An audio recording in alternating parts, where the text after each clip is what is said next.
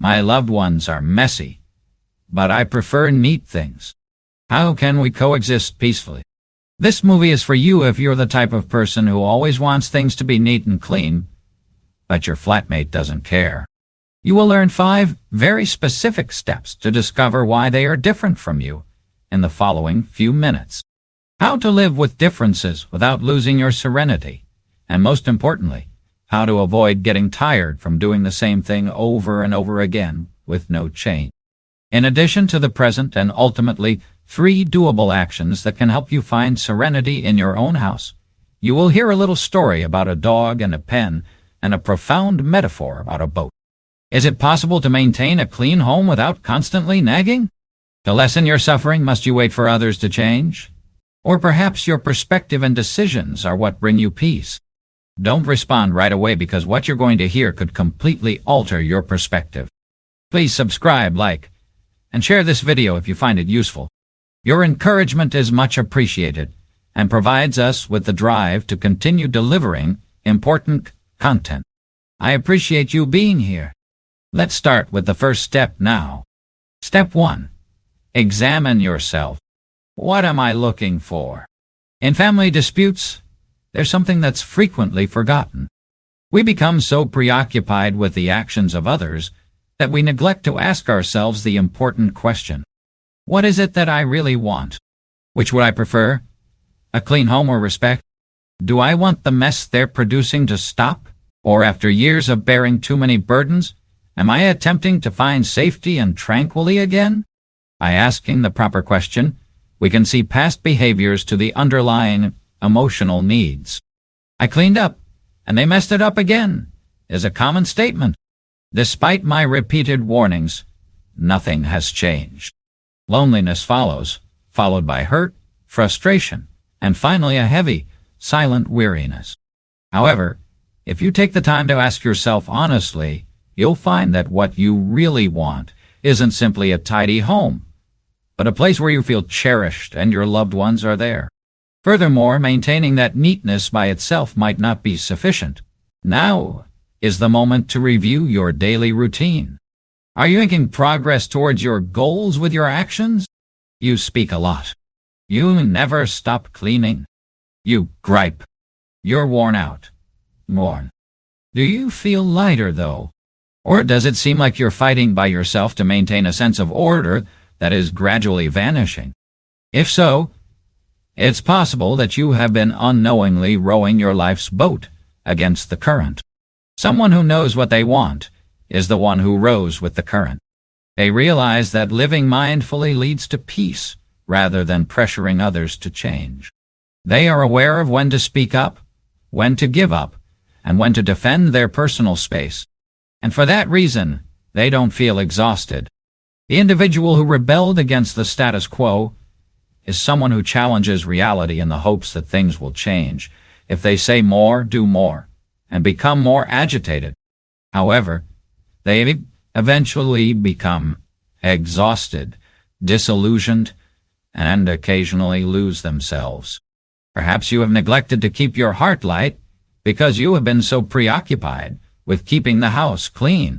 Although the first step is always the most difficult, it is also the most crucial. You'll know which way to go next when you take the time to think about what you want and have the guts to ask for it. It's perfectly acceptable to love cleanliness. However, if you're pursuing it because it hurts you every day, it's still worthwhile.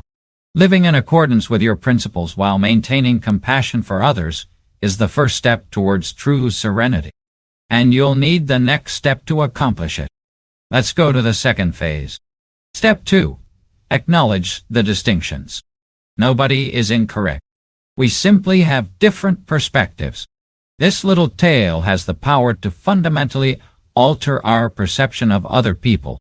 A man and a dog were examining something one day. He responded, "It's a pen." As it gazed at it, the dog concluded, "It's a bone." Who is correct then? They both are, is the response. The man sees it as a writing instrument. It's something the dog can gnaw on. Since their beginnings and life experiences are so dissimilar, they have distinct viewpoints on the same object. Cohabitation operates similarly. You may interpret neatness as an indication of tranquility. However, having items nearby may make your loved one's life more comfortable, easy, and calm. Not all people were brought up to value order. A clean home does not bring delight to everyone. And that does not imply that they are incorrect. All they're doing is living their lives as they see fit. You risk inadvertently forcing other people to live up to your standards if you think there is only one proper way to live. The distance between you will only widen after that. However, you will begin to soften if you take another look and see that everyone has a different perspective. A wife who values neatness doesn't have to endure constant mess. She does not, however, have to think that she will feel better if her husband changes. Having clothes hanging about might not bother a husband. However, if he is aware that it causes his wife anxiety every night, he may decide to pick them up out of love rather than pressure. Only when you stop and ask yourself, what is this person's perspective on life? And how might understanding help me become closer to them? It's not necessary to accept everything in order to acknowledge the differences. It all comes down to striking up the appropriate discussion. You stop expecting others to act exactly like you when you realize that no two people are alike. Since they didn't alter how you had hoped, you immediately quit hurting. This is the cornerstone of true peace and a significant turning point. Let's go on to step 3 now. Step 3. Follow your true desires. Quit assigning blame. Begin to change. Think of your life like a little boat. You get up every morning and start rowing that boat down the river that is life. The water always runs in one direction, even if it can be tranquil at times or rush quickly at others. The natural rules that influence your experience are symbolized by that current. Subconscious patterns and even things you might not be able to articulate are caused and impacted by psychological facts. This current has an odd quality about it. Life feels light when you row with it. You make progress without exerting much effort. However, your arms hurt when you row against it. You get lost. And sometimes you just can't seem to move at all, no matter how hard you try. You experience the same thing in your emotional life.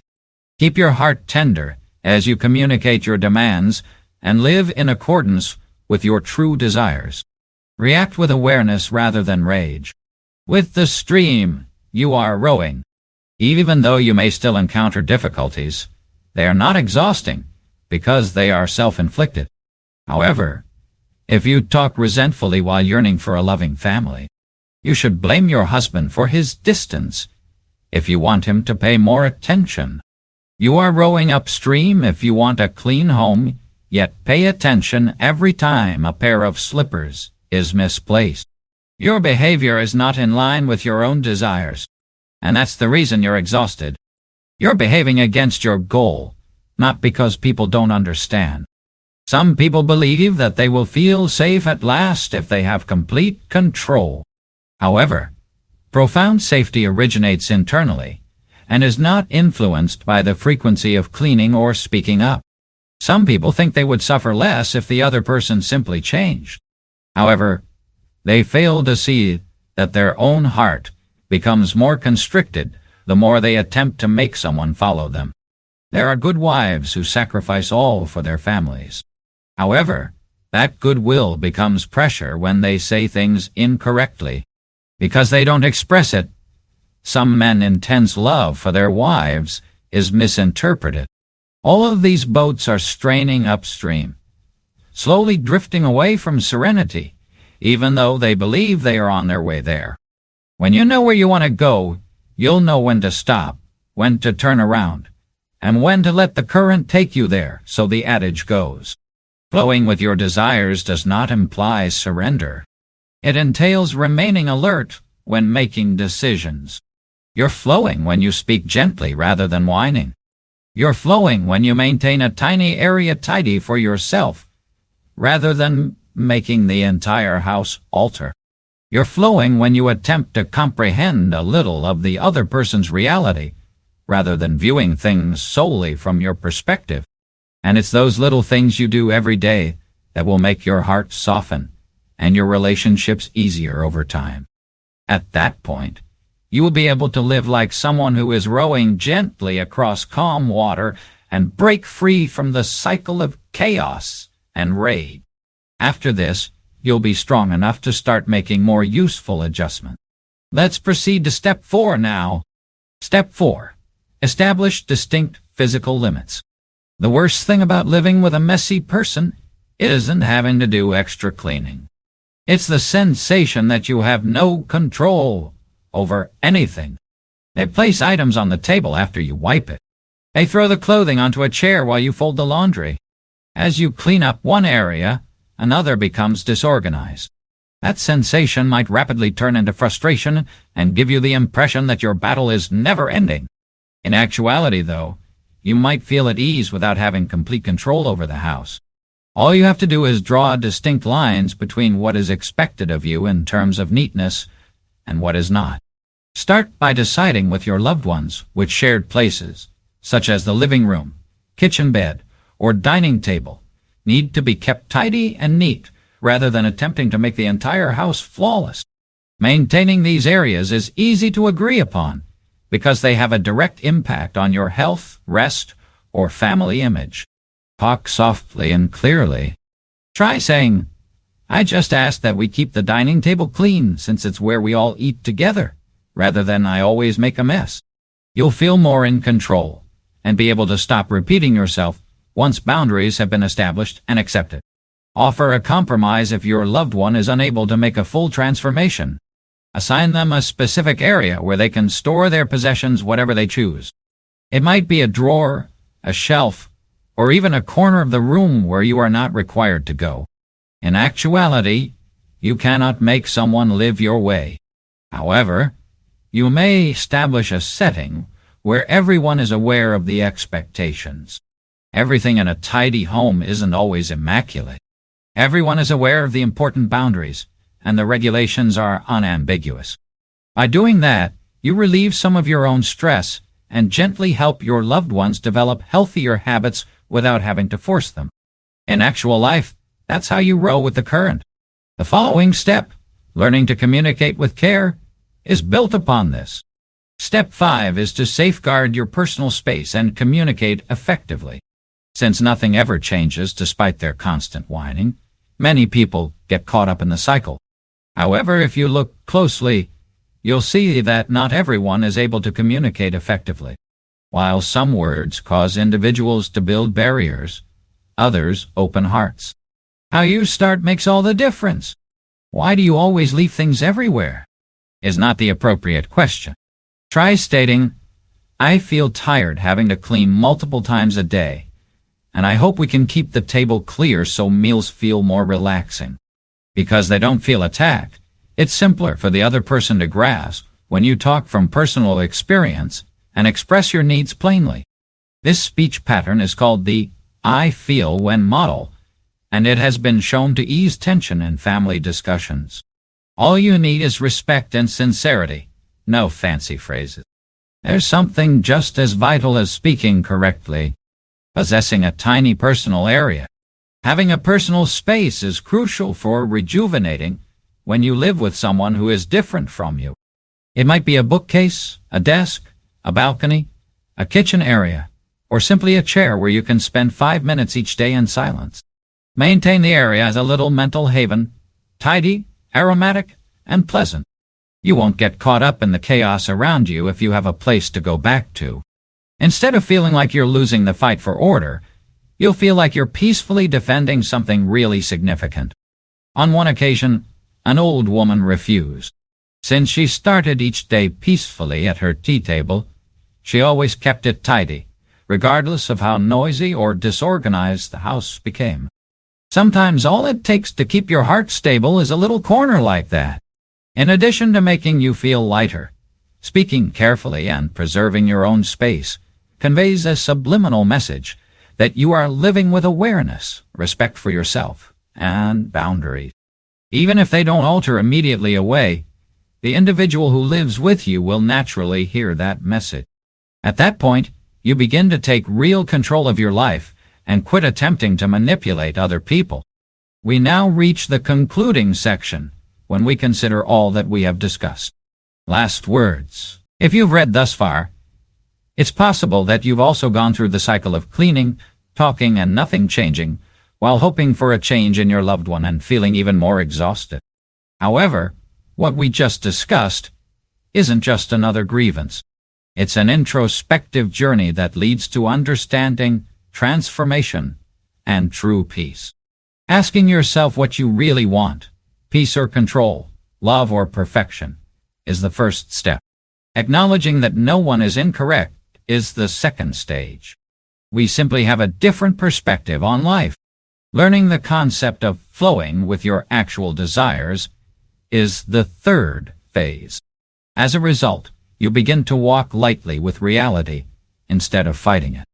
Clearly, defining boundaries is the fourth phase. So you keep what really counts rather than cleaning the entire world. Relearning how to communicate and maintaining a modest, tidy area that aids in daily mental renewal are the last steps. Although these actions are small, they can progressively reduce stress in your home if you do them every day. Even if the other person hasn't changed, your adjustment will provide you both a new direction. Because everyone's way of life doesn't lead to peace. It appears when everyone is able to coexist with maturity, respect, and understanding. We appreciate you sticking with us through it all. To let us know you're still here, kindly like, subscribe, and leave a comment if this was useful. Your assistance is greatly appreciated. See you in the upcoming video. I'm wishing you a kind day full of affection.